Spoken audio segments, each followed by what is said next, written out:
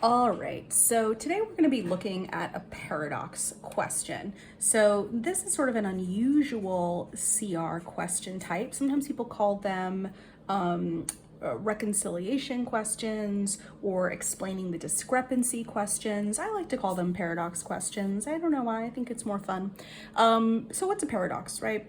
Paradox is sort of two things that are occurring together that don't seem compatible, essentially, right? It seems like they should be mutually exclusive, and yet they are both true. It's a conundrum. So if we, oh, you know what I should do? Sorry, I broke my own rule. I'm going to cover up the answer choices. It's incredibly important with CR that you break down the argument and think on your own before looking at the answer choices. More than reading comp, I would say. So the first thing we're going to do with any CR question type is go straight to the question stem and read it. Which of the following, if true, most helps to reconcile the two findings? That keyword reconcile here, that's what tells us it's a paradox question. So our job as we read this, these premises is to understand like what are the two findings that don't seem to be compatible, because that's what we're going to be explaining. So let's read it. Rainwater contains hydrogen called deuterium. Okay, so there's this thing, it's called deuterium. The deuterium content of wood reflects the deuterium content of rainwater available to trees during their growth. Okay, so it comes from the rain, right? This is it's such a bad drawing of rain, but let's just go for it. Wood from trees that grew between 16,000 and 24,000 years ago contains significantly more deuterium than wood from trees growing today. Okay, so there seemed to be more deuterium, right, in the past in sort of the trees, right, in that wood. Which seems mysterious, right? Something must have changed. Why is that? But water trapped in caves that formed during that period contained significantly less deuterium than rainwater contains today. Okay, so now we sort of understand these two findings that seem odd, right? Why is it that the wood in the past has more deuterium, but the, oh God, here I'm gonna try to draw a cave. That's gonna be terrible. No making fun of my drawing skills. That's my little cave. There's a little cave entrance. But water inside the cave, right, that seems to have less deuterium than today. So more deuterium in the past in the wood, but less deuterium in the caves, in that water. So that's very strange. So I think our prediction here is we're looking for essentially something that's going to explain this, right? I would write maybe something explaining, or something that explains like why is there that difference, right? Why, I'm going to say the past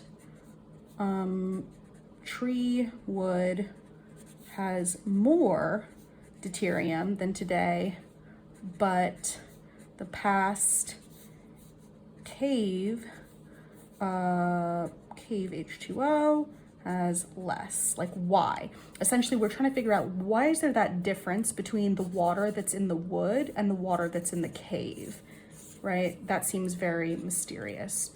So now that we're really armed with a good prediction and a good understanding of what this paradox is, which again is the relative difference between the deuterium levels in the cave water versus the water in the wood, let's take a look at the answer choices. All right, A says there's little deuterium in the caves other than the deuterium in the water trapped there. Okay, but this is only focusing on the deuterium in the caves. It's sort of leaving out this idea of the wood, the rainwater in the wood. It's not really explaining both sides of this paradox. Let's take a look at B.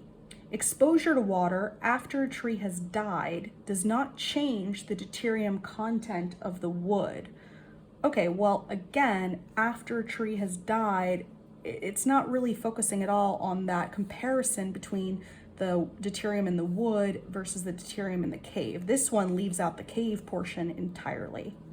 And again, I'm not saying that the correct answer literally has to use the words wood and cave, but it would be nice. All right, let's take a look at C. Industrialization over the past 100 years has altered the deuterium content of the rain. Okay, well, that would explain maybe why one of the comparisons would be a certain way, like, but it doesn't explain the difference between today and the wood versus today and the cave. Like, you would think that if this was all just caused by one event that happened 100 years ago, that there would be some consistency, that like all the rainwater today would have less than both of these instances in the past, or, you know, all of it today would have more than both of these instances in the past. But what's confusing about this is that the past there isn't what am I trying to say? The trend is not the same in the comparison between today and the past wood and today and the past cave. That's what's confusing about this paradox. Let's take a look at D. Trees draw on groundwater from rain that falls during their growth, whereas water trapped in caves may have fallen as rainwater before the caves formed. Okay, now again, I said that we didn't have to have wood and cave as those words, but what's really nice about this answer choice is it's addressing both sides of the paradox, and it's giving us a difference between the trees and the caves. So it's explaining it by saying, yeah, it's because there was a significant difference in the water found in both places, that the trees drew on groundwater from rain that fell as it was growing, but the water from the cave, like that was already there before the cave even formed. So it's essentially saying that the water is from different, how the water got into these two locations is different. So again, you're not here to evaluate whether or not this is true. You're just looking for something that could possibly explain the paradox. D is essentially saying there's a difference between the rain and how it affected the tree wood and the rain and how it affected the cave. And that's good enough for us. So we're gonna mark that. Let's take a look at E. Wood with a high deuterium content is no more likely to remain preserved than is wood with a low deuterium content.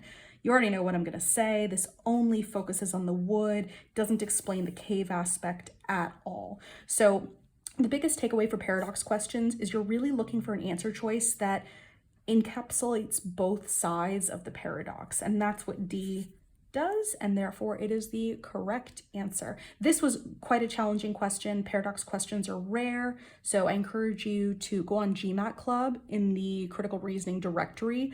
I forget how they label it there. It's either paradox or discrepancy, I believe, but you can find more questions to practice. These are tough unless you do a lot of them back to back. And again, this is a very rare question type, so you may not even see it on test day.